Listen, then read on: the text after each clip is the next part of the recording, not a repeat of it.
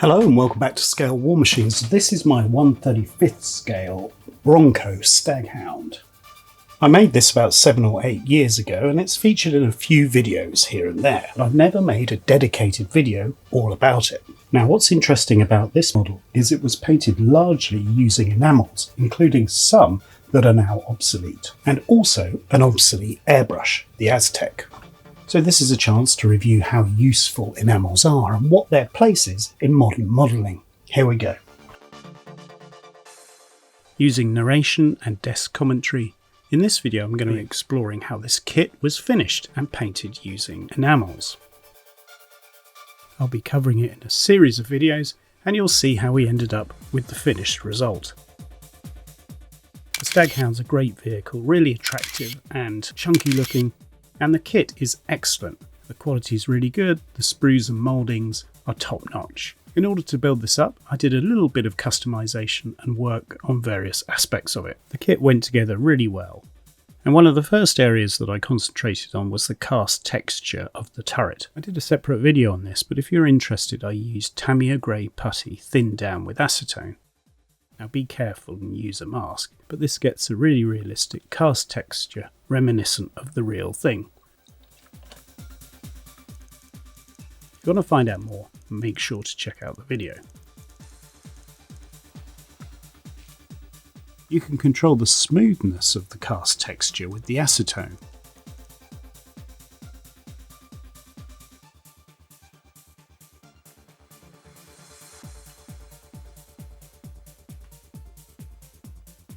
I also used a Resicast upgrade set to make the steering posable. That enabled me to twist the front wheels and give a nice look to the model. I also added a Verlinden resin stowage box, and the model contains plenty of photo etch and lots of pleasing details, making up a good replica of this particular vehicle. It saw a lot of action in Northwest Europe, so there's plenty of potential to make this look grungy, dirty and muddy. By this stage I was particularly interested in upgrading some aspects of it and showing a lot of stowage, so from the same manufacturer Resicast I chose this upgrade set. It included amongst other things the housings for the deep wading kits and the side baskets, often seen on Canadian Staghounds. Let's do some desk commentary now and I'll talk you through the upgrade kit. We've built up most of the kit and added most of the parts, but we've decided we're going to use a resin conversion kit to add further details.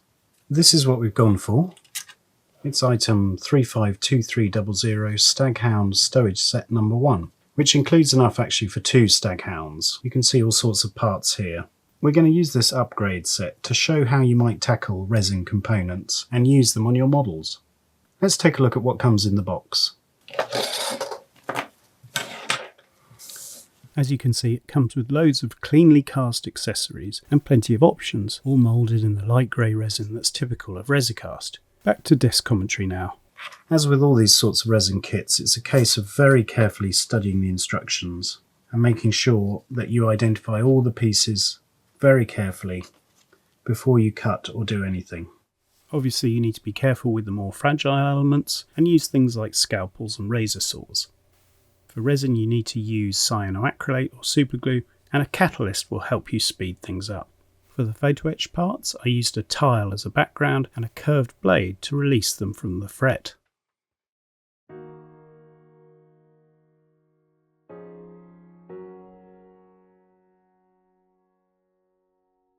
If you have any gaps you can fill them with Tamiya white putty or Tamiya grey putty and thin with acetone. With everything glued and filled, it was time to move on to the baskets. These were a bit fiddly, but here again cyanoacrylate helps, and you can see me use the catalyst, in this case Deluxe Materials Rocket Blaster, to set everything in place. The etched metal mesh was a little bit fiddly, and here again I had to hold it in place and use a catalyst so it would conform to the baskets. A little bit of cleanup was required where I had some overflow of superglue, but that was easily done. Here's a top tip: if you need to remove overspill or mess from cyanoacrylate or superglue, use Deluxe Materials Glue Buster, which is a great product that helps clean up and remove residue.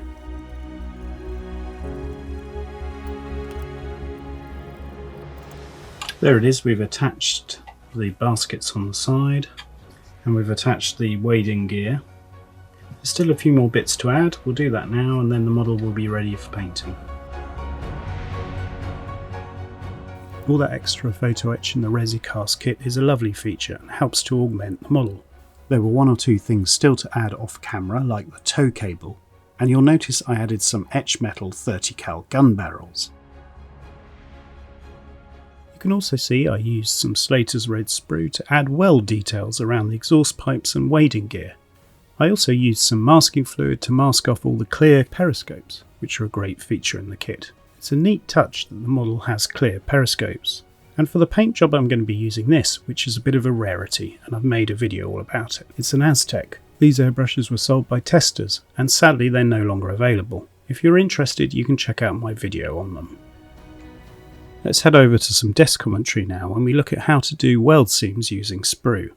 And we've added some extra weld seam detail here and there using Slater's red sprue. And all we do in order to get these weld seams like that is glue it with some liquid cement. You pick it up and place it on the model.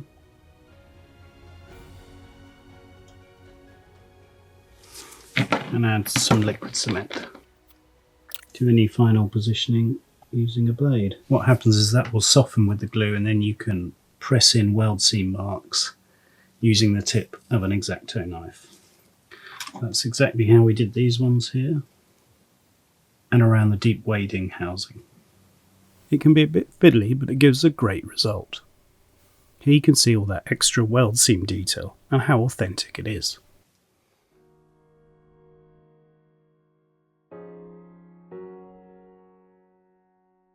This is going to give us ample opportunity to see how the Aztek sprays.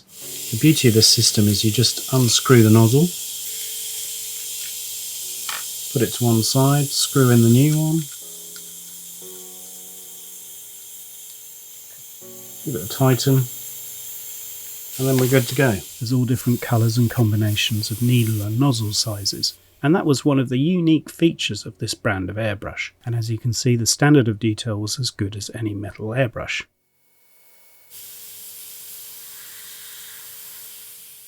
It was great fun to use the Aztek and to show you how an airbrush that is designed differently doesn't necessarily behave differently. It's a real shame that these Model Master enamels, also a Testors product, are no longer produced. But of course there's plenty of enamels still out there for modelers. They've gone a bit out of favour for obvious reasons, mainly the smell and inconvenience of the solvent. But I do like using enamels and there are plenty of modelers out there who still use them, from brands like Humbrol or Extra Colour. When you spray enamels, whether it's with the Aztek or any other airbrush, there are some important things to consider. You'll see that generally enamels have better coverage, much more opaque paint pigments, and they should spray really well through the Aztek. Firstly, it's really important with enamels to stir them and to shake them really well for at least 2 to 3 minutes and make sure there are no lumps and that the paint is smooth. As with any enamels, you need to think about safety. You don't want to be inhaling enamel fumes. So make sure you use a mask, and also we're going to use an extractor when we spray. First step will be to base coat it in black before going for the original paint scheme, which will be the olive drab, and then we'll lighten it and change it using some of the other paints as we go along.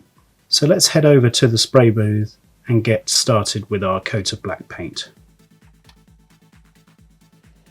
Over at the extractor I made sure to stir and mix up the paint really thoroughly, and then I could begin spraying. One of the things I like about enamels, even though I don't use them a lot, is the quality of the spray. It's a really fine atomized spray. To my mind, that offsets the inconvenience of the odour and toxicity of the paints.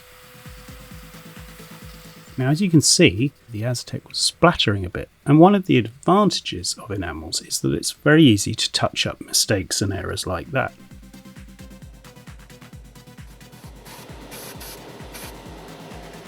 Just use a bit of thinners and then respray.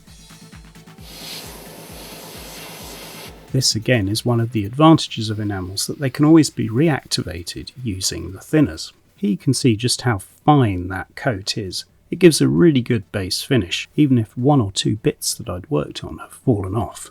Here's the overall finish, and it's really impressive.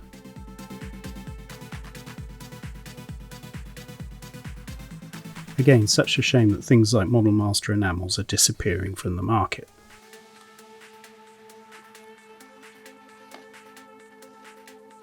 I mixed up some custom mixes. There was the base olive drab, then I added a version with more zinc chromate and a little bit with radome tan. The idea here is that it gets progressively lighter. Again, shake it up, thin it as necessary, and spray. As you'll see here, when thin the coverage is excellent and there's plenty of spray coming out of the Aztek. That's the fine nozzle, by the way. The tan nozzle is a 0.3 and the grey nozzle is a 0.4. Here I'm using the 0.3 and it's really laying down the paint, and this again is another thing I like about enamels. Now when spraying with enamels, it's important not to panic when the paint goes on like this, because remember, it evaporates quickly and the solvents will disappear and it will give a nice even coat. Obviously you don't want paint runs, but this is unlikely to happen, and here you can see the paint isn't running. I put a healthy coat all over the model and allowed it to dry.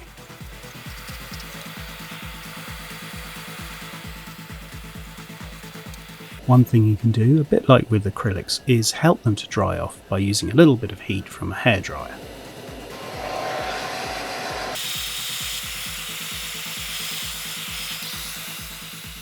That will just make the solvents evaporate. You can see here it gives a smooth, even coat without any paint runs.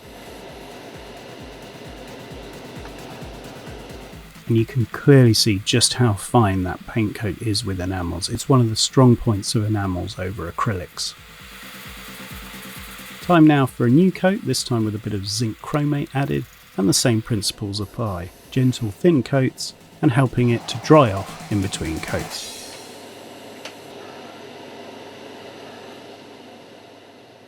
Next up, the mix with radome tan is used, and that is sprayed over the top areas of the model.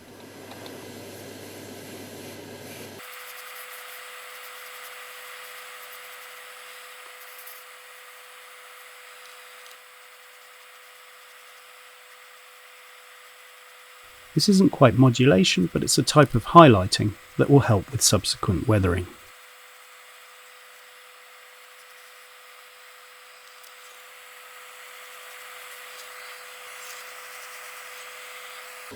Notice how finely the Aztek sprays, giving a really good finish. With that done, the model has received its primer coat or base coat and its olive drab coats. All the detail is punching through really nicely on the model.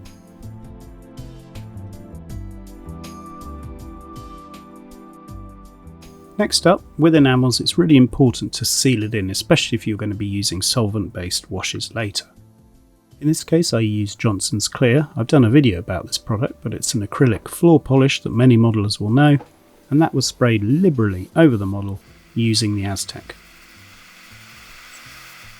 This will provide a lot of protection to the underlying enamels whenever any weathering is done or washes later in the modelling process.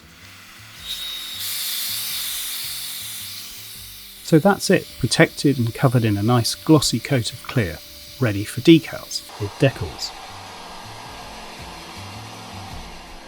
In this case I'm going to be using the kit markings and modelling a very specific vehicle that's appeared in some of the archive images.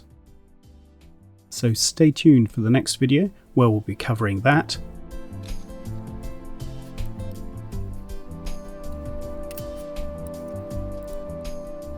as well as a bit more research, using enamels this time for detail painting and weathering, and I'll continue to explore the feasibility of using enamel products in today's modelling age. I'll also be looking at making our Staghound look really grungy and muddy. I'll be covering the painting of external stowage and detail, as well as using more enamel products for things like shadow detail and washes.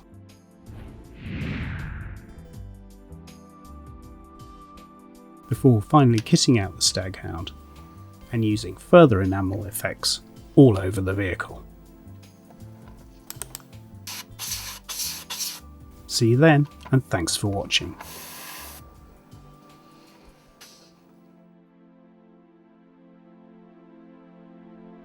Subscribe for our latest videos.